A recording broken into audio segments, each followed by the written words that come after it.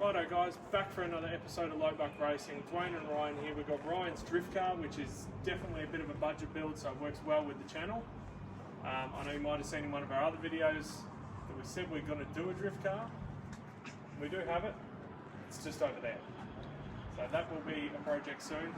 But for now we're just going to do a little bit of a build breakdown on Ryan's car, just to tell you what's in it, sort of roughly what it cost, so you can see you can build a drift car for cheap. Go out, go drifting, smash tyres with your mates and have fun. So Ryan, give us a bit of an idea what's done to it. Basic stuff really. It's had a FG barrow motor put in it, completely stock. We've made an intake for it, make it all work. AU T5 manual. Tail shaft and all that's all standard, just a welded 323 diff. It's got HSD coilovers in the front, VE sedan rear coilovers. In the rear, it's got the half cage and intrusions. We've gutted everything out of it. There's no wiring apart from what is needed. No dash. When he says gutted, it's gutted. We'll show you in a minute. There's nothing in there at all except for 2 seats and a hydro handbrake. Steering wise, we've got a 50mm wheel spacer, bolt-on spacer, running the FG wheels. Obviously that's not right. And a 12mm rack spacer from GK Tech. That's it. So everything else is just cosmetic. No knuckles, no extended lower control arms. Oh no, sorry, it does have the AU house camber tops. Other camber plates? Yeah, the camber plates. But all the control arms, everything like that, all standard still. All stock.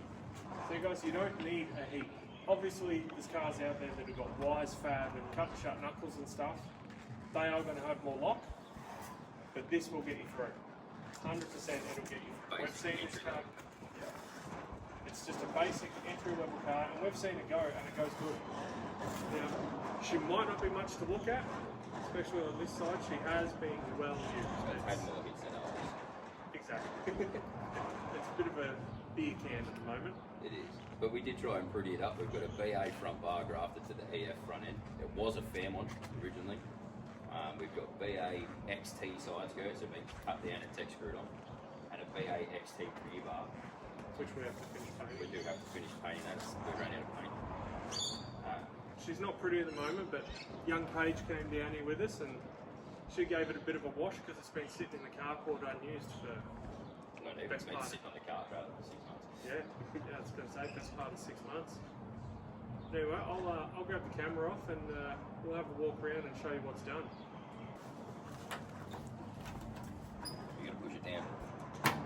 No, the whole bonnet. Push the bonnet down. Flip that up. Pull it in. Grab it up and lift the bonnet. Hold it up. And you grab the jack. So for extra weight reduction, we don't actually have bonnet struts, so the old jack pole comes in handy. It's not very clean under here. We do need to give it a clean and a service and everything before driftX, but when it comes to putting a barrow in an E-Series, Ryan, how hard is it? For the people playing along at home that might want to do this, what's involved? We had the old motor out and the new one in 45 minutes. Everything bolted straight in. The engine mounts off. This had an AU motor in it when I bought it. The AU engine mounts bolted straight to the barrow motor, and all we had to do was cut a little pinch weld down there. You might be able to see. Cut a little gap out of the bit there for the sump, and that was it. That's just down there you can see that square edge. You just had to trim that out to clear the sump. Now, I wouldn't do that for a registered vehicle, but for this one, doesn't matter. We have also, I just realised, done the aircon delete. I forgot about that. I have ran this car 5 events, I think now, with just the aircon sitting there, with nothing connected. So this will be the first time we've used it with that. Gain some extra horsepower. Everything else went together straight away. The gearbox, everything all bolted up. I had to drill a hole for the clutch cable because it would normally not be a cable. And then you've put the stronger the performance bracing there for the clutch cable. Just to stop it flexing a bit? Yeah, it's common that they crack along there. Other than that, yeah, we've just got the HSD coilovers up the front. Probably the most expensive part of the car. I think they are. Yeah, I think I got them for $780 or something. And then yeah, that's. And then the rears, the VE ones, you got them off Marketplace, didn't you? Marketplace for $150, yeah. And they just bolt straight in. No, so you have to take the top hat of the VE coilover off, and the actual shock will bolt through to the original mounts on the Falcon. So where the original shock will go through, that skinny bit comes through and the nut goes on. And we actually did chop these down as well. I don't think I ever told you that. No. We cut the original top hats down for the top of the shock to make it lower, to bring that lower to raise the car up higher because the tail shaft was here. So that is one really dodgy way of doing it. We did it. Now, obviously, electronics-wise, the factory FG Barra loom and stuff is not going to work. So you've had to get a loom done. Yeah, Bill Hooten did the loom for me. From Hooten's Harnesses. He does a lot of these. Yeah, he's a whiz. Modified all the loom to suit as just a standalone, because as I said, there's nothing in the car. There's no dash, no tacho, no anything, so nothing actually works. It's just all motor. And then we just put hazard lights and headlights and tail lights on a relay with the wipers, and that's it. That's all that we got. And then what do you need to do? What else? It's pedal and pedal mount, isn't it? Yeah, so Bogger at BSC made me a pedal bracket. So you got the FG pedal in there. I did trim it down so that I could push it further to the floor. Now, when we said there's nothing in this thing, we meant there's nothing in it. All hopes and dreams. All the dash and everything came out, and this is just a thin piece of tin. No, it's it's Lucabond, isn't it? Yeah, I think it was Lucabond aluminium. Benny Adams did that for us, who came with the drag challenge. He did that for me one day, and I came back to find it in there and him giggling because he'd made it. So, and then we did this because ADHD, we can draw in it while we're sitting around. Yeah. And then we've got this hydro setup. I don't actually know where Shifter. that came from. The shifter, I got the idea from Liddy. He uses one in his speedway car, so we got that from there. The hydro, I actually paid Benny Olsen to mount that, and then I think from memory, Bogger made me a new bracket for it to move it because I wasn't comfortable with how it sit. And then we put this in here because when you put short passengers in there, you need something to feet brace move, you. so that's just so that your feet can hook in. Just something simple. And then we got Yibby made us these side intrusions because the rules have now changed with side intrusions. Yeah, Victoriff rules changed recently. You have to have side intrusions now. And we had to keep the kids happy and put in some fancy lights, which I have not wired back up. And just a basic 4-point cage, the harness bar. Oh, look at that, pretty Christmas lights. That was to keep the kids happy. Whew. Oh, this is what you were saying with the top mounts. Yeah. So these factory are a lot taller, so yeah, they've cut them and lowered them. as well, they're actually about, they normally sit about this high. So we actually cut them down and brought them lower in hopes to raise it back up a bit. And I think it might have made it lower, I'm not sure. But it was just one of those things we thought, let's see what we could do. So we did it and see if it worked. And for some reason, whatever we've done works. So yeah, it has been tried and tested, and it seems to piss some people off. pretty much. It does just work. So yeah, there's not much to it, guys. It's pretty basic. Well, it's actually completely solid in the rear too. And there's the side skirts we were talking about. Yeah, the ugly rear And the bar. rear bar. The rear bar is ugly. Now, for you kids watching that are as old as us and played Need for Speed Underground 2, doesn't that look like the ugly rear bar that you could put on the 350Z? Let us know in the comments. That was why we did it, because we had an ADD moment. Pretty much. We will be, possibly on a future episode, chopping all of this out and putting a tube rear in that we can make stuff off. Yeah, we'll have to do something because Yeah, she's had she's a few bit hits. crumbled in here. Everywhere. It's We'll have to post a photo from that time we let that Luke guy drive. yeah. Yeah, thanks, Ivy. Last time we had the car, this was under here. No, it was about here. Yeah, it was about there, but all the way back to about here somewhere. Yeah, All of that was in. it was fairly well crumpled. Yeah, so moral of the story, maybe I should have left a fuel gauge on the dash. Possibly. Because we ran out of fuel as we came Well, in. no, we have a system. Running, fuel, Yeah. steam, hot, no steam, Really good. hot. No, or if Steam then stops. No steam, no. Really hot.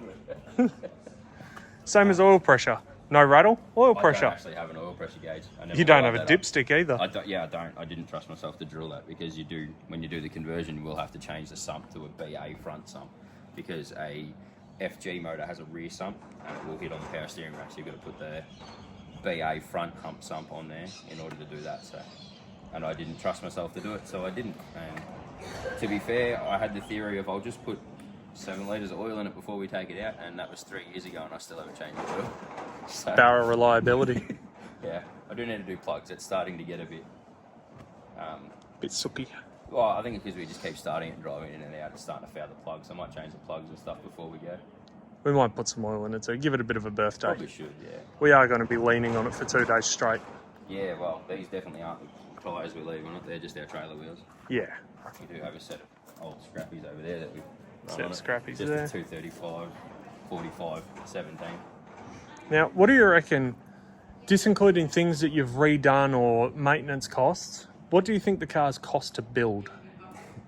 Cost me $1,500 to get all the hydro and the cage done. And then I gave Gibby $300 to do the side intrusions because the rules changed. So $1,800 for the cage. $600 for the car. $550 for the barra, pedal and loom. And before COVID, obviously. And then I paid Ben Venai to come and wire it up because I am terrible at wiring. So Ben Venai got rid of everything out of there. Did all of the wiring to suit just bare minimum. That cost me $1,000. So whatever. So we're talking under $6,000. Oh, easy, yeah. Now, for under $6,000, guys, there's a lot of fun to be had. Like we said, it's not the fastest, it's not going to have the most lock, but for under $6,000, you can't go wrong. And that sort of leads us on to the channel project car. We brought this. This was, funnily enough, the car that we got the inspiration for the front bar from. And then we end up buying the car. This thing was on Marketplace for $1,500, I believe. $1,800. It was listed as not running, factory manual. It's got a 323 welded diff in it already, completely standard. It's actually quite tidy if you clean it. But I messaged the guy and said, hey mate, would you take $1,000 for it? And he said, if you can come today, I'll take $1,000. So we hooked up the trailer and raced to the other side of the city and picked it up for $1,000. We missed out on dinner. We did, yeah. Then we brought it back here and we started tinkering around with it. It's actually got a recode motor and a recode gearbox in it. It's got a cam in it. It's got a tune in it. However, the E-Series motors had a bad habit of stripping the gear off the bottom of the Dizzy. Unfortunately, that's what we hoped this did, but it didn't. It stripped the gear off the back of the oil pump. So we've got the decision to make whether we pull the single cam out, fix that, and put it back in, or whether we just put a barra in it and essentially build an updated version of this. And better. The next one, with this one, we plan on, hopefully, if I can convince you to do it, putting the BA K-frame in. Yeah. Because the big modification on these is running the BA K-frame and getting all of that AU to BA series lock. So if we do that in there, that'll be a competitive car. Yeah, And it won't be just another AU on the track. pretty much. So that'll be something we'll start soon. We've got other projects in the way. So that's going to be a early next year kind of project. Probably middle of next year, really. Oh, middle of next year to be finished, yeah. But we will get that started. We've got something else in the works after DriftX, but for now, we got to give this some love. We're going to service it, go through it, fix some of the lights up. Need to re-bleed the brakes because this Yeah, we've got to I do the actually brakes. never had rear brakes on this until now. This will be the first event with Oh rear yeah, we brakes. put brakes on I it, put didn't rear we? brakes in it, yeah.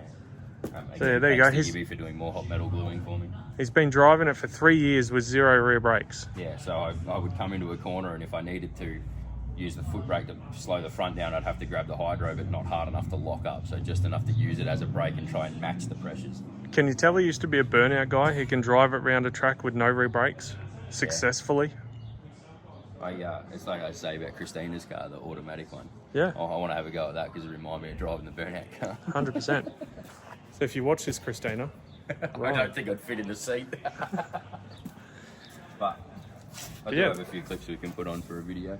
yeah, we'll add some little clips in for you guys.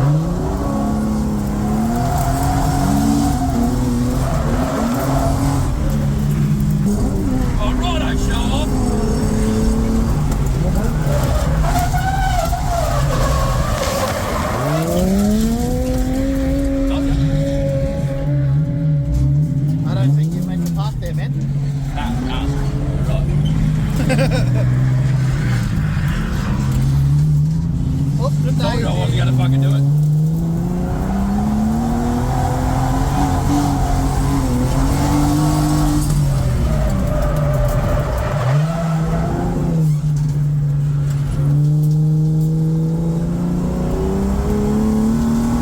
Yeah, for now that's going to be it. We'll try and get another video up before driftX of us just doing the maintenance on it. It won't be anything special, but we'll get the maintenance done and then we'll be at driftX.